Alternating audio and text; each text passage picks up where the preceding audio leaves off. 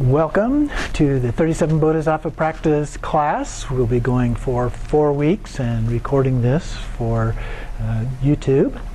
And so you have the instructions that I've handed out for the reading assignments. They're also available online for those that are looking online. And we're using the book by Dilgo Khyentse Rinpoche, The Heart of Compassion, for our text for this. And so today we're going to look a little bit at the introduction to the book itself, as well as the opening verses that are a part of the text, and then some of what he refers to here as preparation trainings. And before we actually get into the heart of the Bodhisattva material there. So on page 1 is the Translators Introduction. And so he's providing some background information for us as a part of that. And he points out here about the middle of the page that this is considered to be a distillation of another seminal Mahayana work, Shantideva's great masterpiece, The Way of the Bodhisattvas, or Bodhicharya Vitara. So that gives you a little bit of a context here. Some more is mentioned a little bit later on. In the commentary, Dilgo Khyentse Rinpoche also uses additional sources to bring in as a part of his commentary. And so this is all part of what is called 7-point mind training. And so that embodies some of what is in here, as well as other sorts of texts. It was translated by Matthew Ricard. Most of us know who he is. And then there's a little biography about Dilgo Khyentse Rinpoche himself. And so he talks about, the translator talks about, and this would be Matthew Ricard, talks about Dilgo Khyentse Rinpoche as one of the last of a generation of great lamas who completed their education and training in Tibet. He was one of the principal lamas of the ancient Nyingma tradition, and he spent 22 years meditating in retreat. So that's quite a while. But one of the things we know about meditation, when you do that kind of in-depth meditation, you get significant benefits out of it, as opposed to just doing kind of meditation light, a little bit each day. So that can be very important in progressing. So he's considered to be one of the great masters of pith instructions of Dzogchen, the great perfection, and holder of hundreds of lineages. He sought out teachings from various lineages, various sources, and so forth, and also did the same in return. He gave teachings that he knew to lots of other people as well. And so he's often considered to be a part of the Rimé movement, the non-sectarian movement, so they hold no particular bias for one particular lineage or tradition, but rather they acknowledge the importance and value of all of those. But they don't just blend the teachings together. They still keep track of what belongs to what lineage and so forth as a part of that. He is said to have had a monumental presence. He was very simple in his approach to things, had dignity and a sense of humor. So the kind of person we probably all would come to admire and adore as a teacher. And so he continues on to talk a little bit about his family and so forth as a part of this, and you can read through that. I'm not going to cover all of the details here, but just to highlight a few things. One of the things that is kind of interesting in his story, if you've not heard this before, was that at a very young age 10, he was involved in a serious accident where he had severe burns, and he got quite ill. They weren't even sure he was going to make it, but he managed to. And so at age 11, He had always expressed an interest in becoming a monk, but his father didn't want him to. He wanted him to grow up and help with the family farm, I believe it was.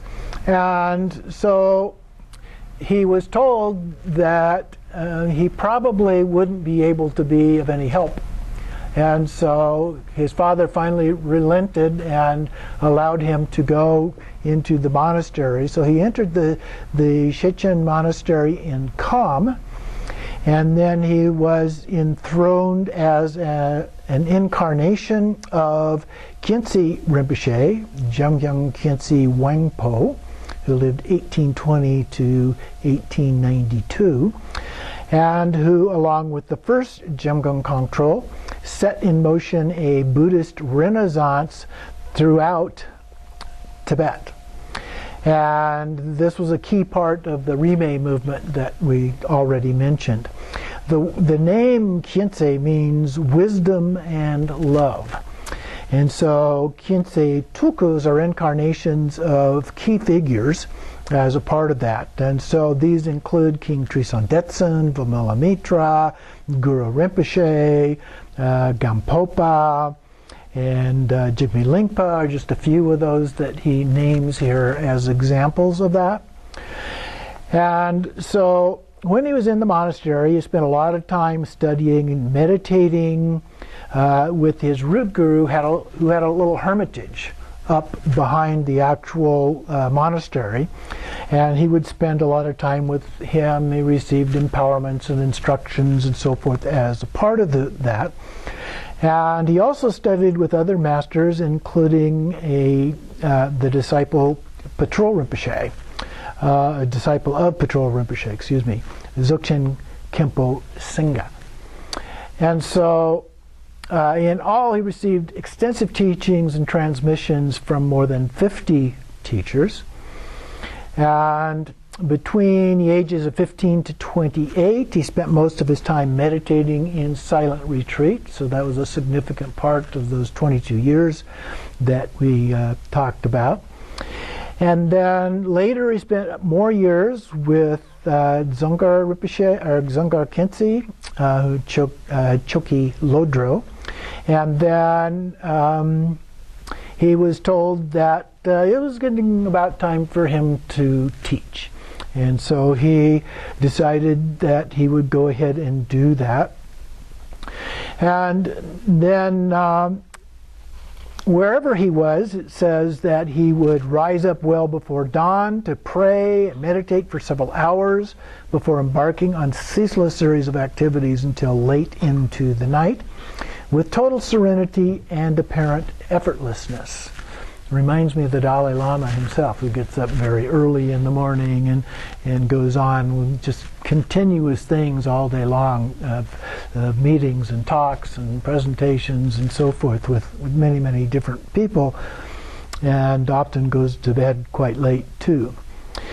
So it is said that he had no difference to the flow of his view, meditation, and action. They're all merged together successively as a part of that. Skipping a little bit here, then in Nepal, he also took the transmission to the monastery in the front of the great stupa at Bodhnat, which became his principal seat, led by Rabjam Rinpoche. And the teachings are continued in their original purity, it says.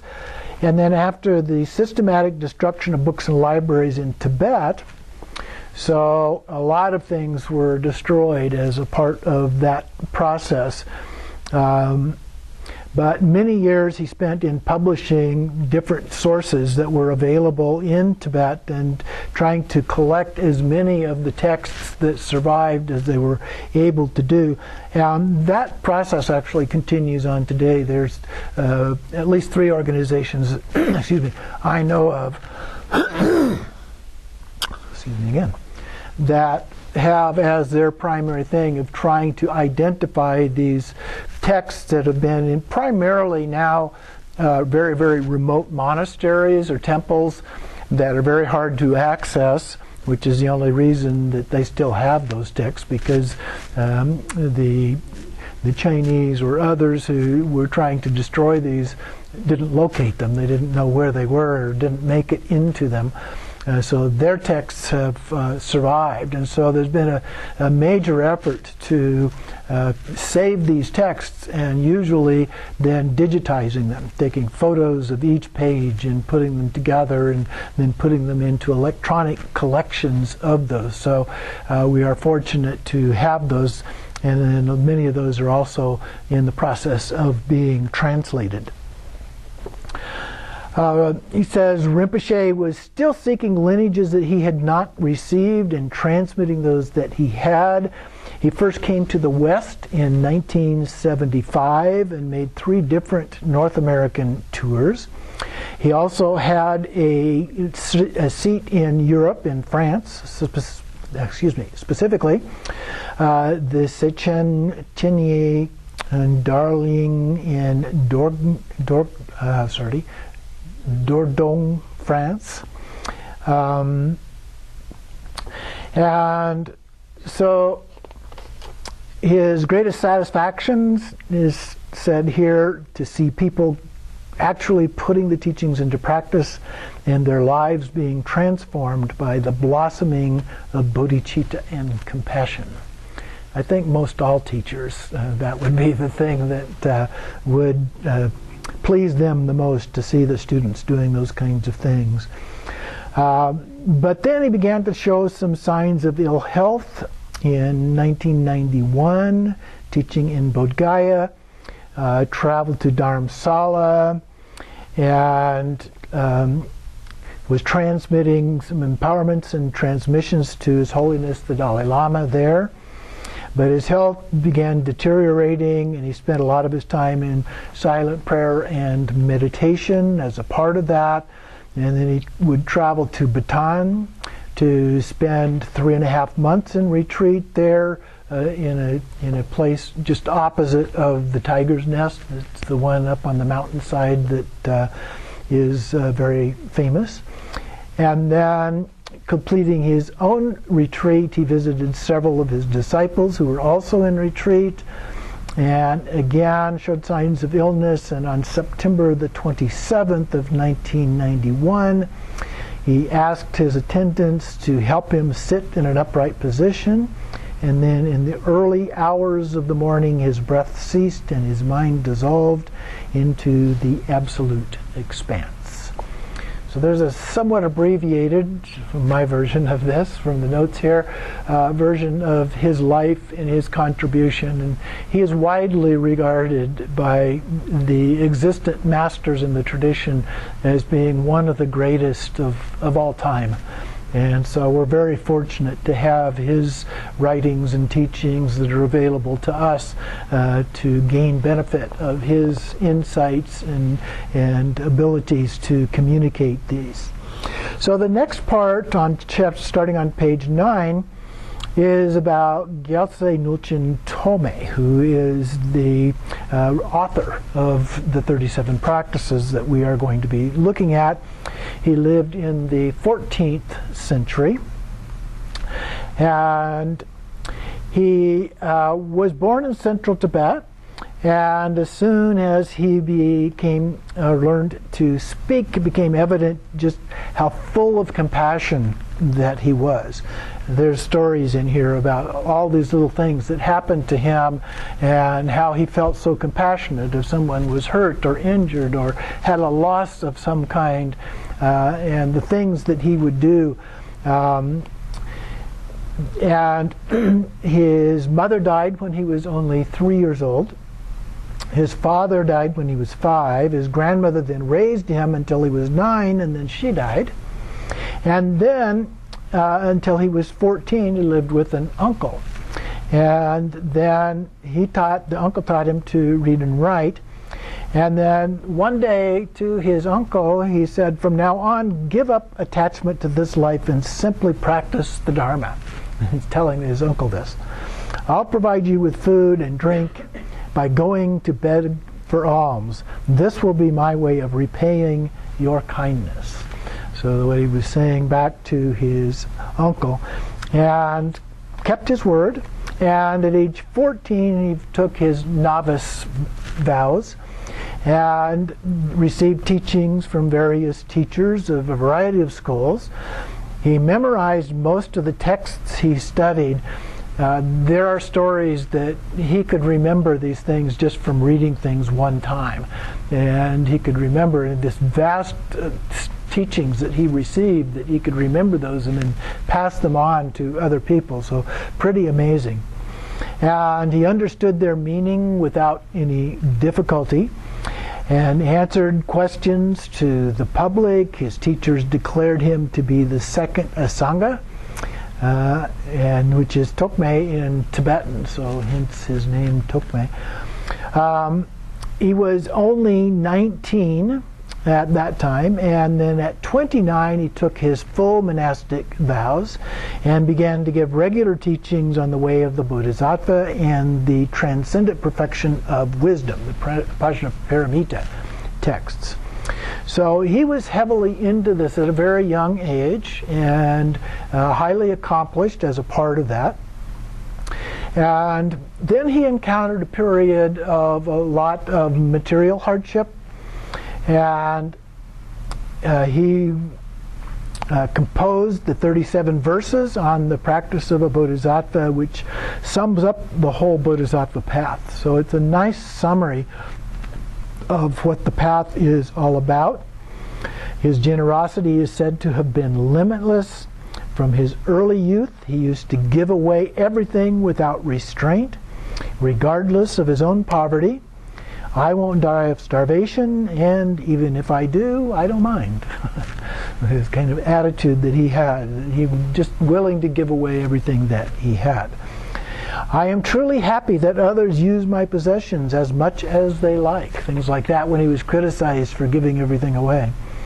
Or, all the joys and sufferings of this world are just projections of our minds and the result of our past karma. As I have little understanding in that relative truth, everything is like an illusion, and that in absolute truth, everything is utterly beyond conceptual fabrications. I don't experience attachment and hatred at all. So then he retired to a hermitage of Ngulchu at age 42, remained there till he was 65. He would stay sitting upright and cross-legged both day and night. My guess, although I don't know and it doesn't say in here, they have these meditation boxes that people use in long retreats. They sit in and basically hold you up, so if you fall asleep you're still in an upright position. So perhaps he was using something like that. And then he spent days and nights just allowing compassion to permeate his whole being. When we were talking about the mindfulness in the mindfulness class, we were talking about how you let these experiences permeate your whole being. And that's the same kind of thing we're talking about here in the context of the practices of the Bodhisattva. So this really embodies us. Now there's a bunch other stories here, so I'm going to go ahead and skip over those. And then if you move to page 22, if you're following along, then this is where he was dying and some of his comments. He said, I have reached the limit of my years and my sickness is severe. Even the attentions of highly skilled physicians with ambrosia-like medicine would be unlikely to contribute much. And then he added the verses here. So his students are begging him not to die and to stay with them for a longer period of time. So then he says in these verses, if this illusory body which I cling to is mine is sick, let it be sick. This sickness enables me to exhaust the bad karma I have accumulated in the past, and the spiritual deeds that I can perform help me purify the two kinds of veils. If I am in good health, I am happy. because when my body and mind are well, I can enhance my spiritual practice and give real meaning to human existence by turning my body, speech, and mind to virtue. If I am poor, I am happy, because I have no wealth to protect, and I know that all feuds and animosities sprout from the seeds of greed and attachment. If I am rich, I am happy, because with my wealth I can do more positive actions, and both temporal and ultimate happiness are the result of meritorious deeds. If I do die soon, that's excellent, because assisted by some good potential, I am confident that I shall enter the unmistaken path before any obstacle can intervene. If I live long, I am happy, because without parting from the warmth, beneficial rain of spiritual instructions, I can, over a long time, fully ripen the crop of inner experiences. Therefore, whatever happens, I shall be happy. Reminds me of comments from Gyalse Rinpoche before, who also embodies compassion very, very deeply. And then he continued, I've been teaching these pith instructions to others, and I must practice them myself.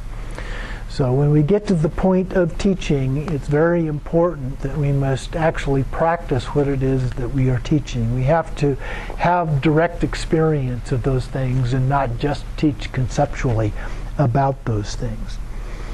And then at the bottom of page 24, it says he gave a final piece of advice, concluding with these words: to keep the 3 vows, give up all attachment and belief in things as truly existing, and benefit others with your actions, words, and thoughts is truly excellent practice.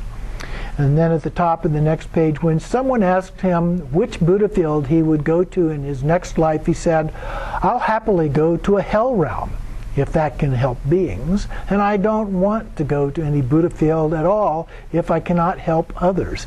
But I have no power to choose where to go, so I simply pray wholeheartedly to the 3 jewels to be reborn as someone who can benefit others. That is the only wish I have. And that is a typical type of a response you might get from a bodhisattva, a fully accomplished bodhisattva, because rather than going directly into Buddhahood, they would rather come back as a bodhisattva once more to help benefit other beings.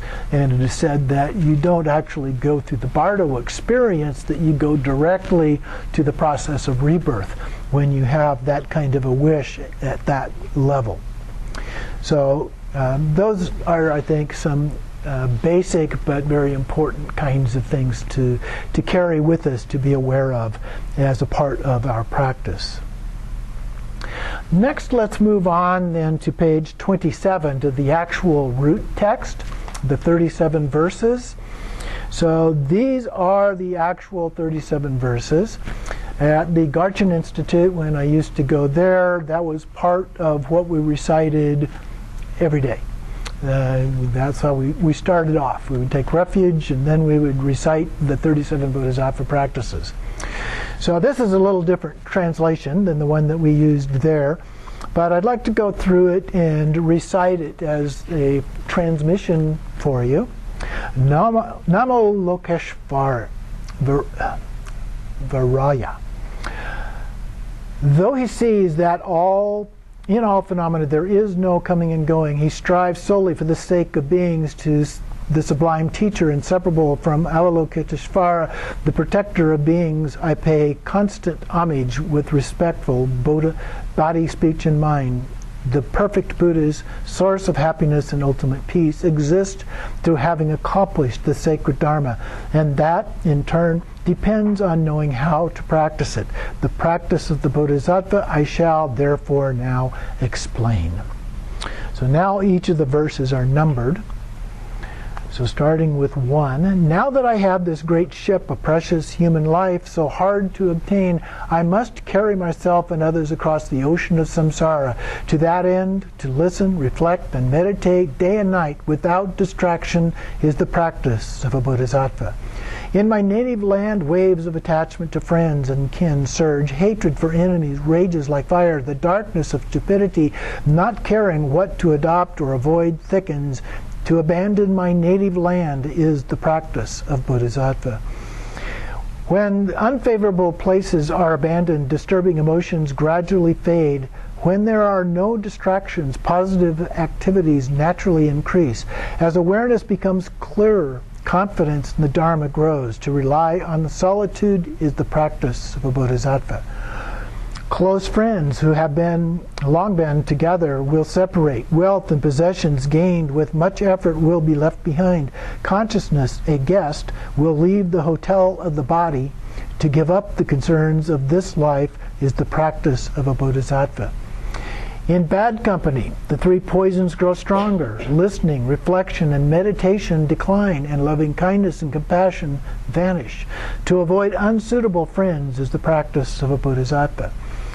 Through reliance on a true spiritual friend, one's faults will fade, and good qualities will grow like a waxing moon. To consider him even more precious than one's own body is the practice of a Bodhisattva. Whom can worldly gods protect, themselves imprisoned in samsara? To take refuge in the three jewels, who never fail those they protect, is the practice of a Bodhisattva. The Buddha taught that the unendurable suffering of the lower realms is the fruit of unvirtuous actions. Therefore, never to act unvirtuously, even at the cost of one's life, is the practice of a Bodhisattva. Like dew on grass, the delights of the three worlds, by their very nature, evaporate in an instant. To strive for the supreme level of liberation, which never changes, is the practice of a Bodhisattva. If all the mothers who have loved me since beginningless time are suffering, what is the use of my own happiness? So, with the aim of liberating limitless sentient beings, to set my mind on enlightenment is the practice of a Bodhisattva. All suffering without exception arises from desiring happiness for oneself, while perfect Buddhahood is born from the thought of benefiting others. Therefore, to really exchange my own happiness for the suffering of others is the practice of a Bodhisattva. If someone, driven by great desire, seizes all my wealth or induces others to do so, to dedicate to him all my body, possessions, and past, present, and future merit is the practice of a Bodhisattva. If, in return for not the slightest wrong of mine, someone were to cut off even my very head, through the power of compassion to take all his negative actions upon myself is the practice of a Bodhisattva. Even if someone says all sorts of derogatory things about me and proclaims them throughout the universe, in return, out of loving kindness, to extol that person's qualities is the practice of a Bodhisattva. Even if in the midst of a large gathering someone exposes my hidden faults with insulting language, to bow to him respectfully, regarding him as a spiritual friend, is the practice of a Bodhisattva. Even if one I've lovingly cared for, like my own child, regards me as an enemy, to love him even more, as a mother loves a sick child, is the practice of a Bodhisattva. Even if my peers or my inferiors, out of pride, do all they can to debase me, to respectfully consider them like my teachers on the crown of my head, is the practice of a Bodhisattva. Even when utterly destitute and constantly maligned to others, afflicted by terrible illness and prey to evil forces, therefore to observe discipline without samsaric motives is the practice of a Bodhisattva. For a Bodhisattva desires the joys of virtue. All who harm him are like a precious treasure. Therefore, to cultivate patience toward all without resentment is the practice of a Bodhisattva. Merely for your own... You skipped a couple of pages. Oh, I did. Okay, sorry. Let me go back here. Top of 32? Okay, let me go to 18. Even when utterly destitute and constantly maligned by others, afflicted by terrible illness and prey to evil forces, to still draw upon myself the suffering and wrongdoing of all beings, and not to lose heart, is the practice of a Bodhisattva. Though I may be famous and revered by many and as rich as the God of wealth himself, to see that the wealth and glory of the world are without essence and to be free of arrogance is the practice of a Bodhisattva. If one does not conquer one's own hatred, the more one fights outer enemies, the more they will increase. Therefore, with armies of loving kindness and compassion, to tame one's own mind is the practice of a Bodhisattva. Sense pleasures and desirable things are like salt water. The more one tastes them, the more one's thirst increases. To abandon promptly all objects which arouse attachment is the practice of a Bodhisattva. All that appears is the work of one's own mind. The nature of mind is primordially free from conceptual limitations. To recognize this nature and not to entertain concepts of subject and object is the practice of a Bodhisattva. When encountering objects which please us, to view them like rainbows in summer, not ultimately real, however beautiful they appear, and to relinquish craving and attachment is the practice of a Bodhisattva. The various forms of suffering are like the death of one's child in a dream. By clinging to deluded perceptions as real, we exhaust ourselves. Therefore, when encountering unfavorable circumstances, to view them as illusions is the practice of a Bodhisattva.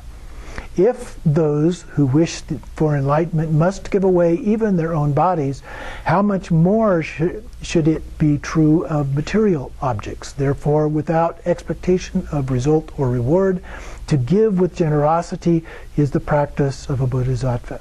If, lacking discipline, one cannot accomplish one's own good, it is laughable to think of accomplishing the good of others. Therefore, to observe discipline without samsaric motives is the practice of a Bodhisattva. For a Bodhisattva who desires the joys of virtue, all who harm him are like a precious treasure. Therefore, to cultivate patience toward all without resentment is the practice of a Bodhisattva. Merely for their own sake, even Shravakas and Pacceka Buddhas make efforts like someone whose hair is on fire trying to put it out.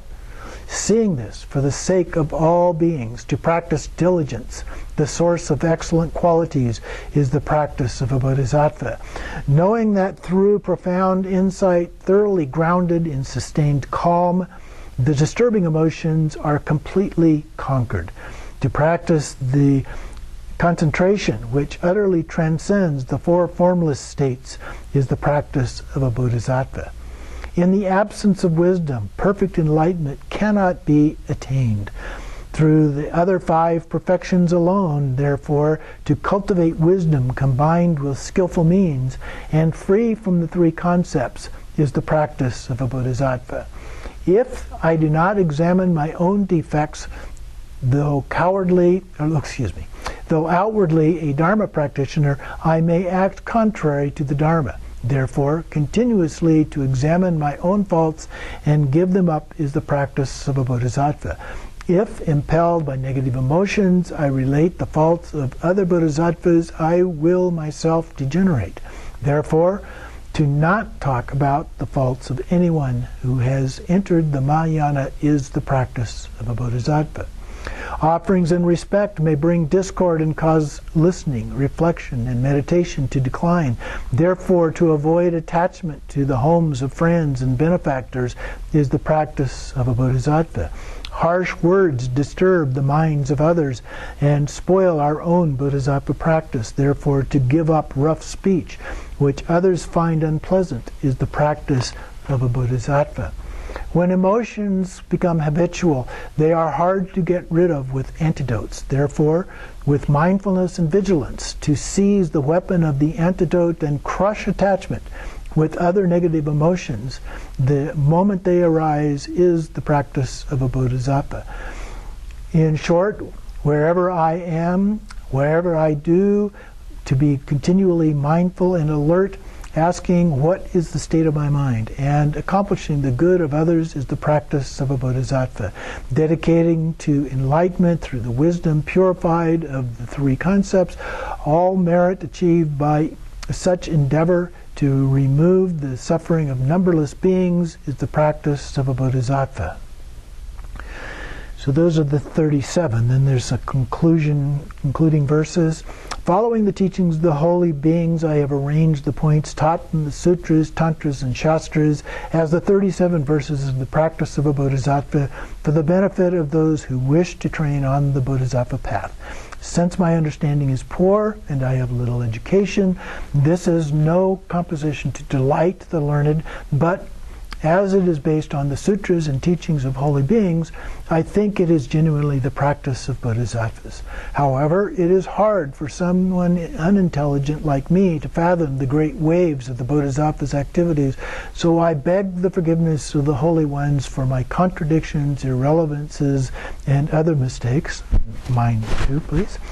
Through the merit arising from this and through the power of the sublime bodhicitta, relative and absolute, may all beings become like the Lord Avalokiteshvara, who is beyond the extremes of samsara and nirvana.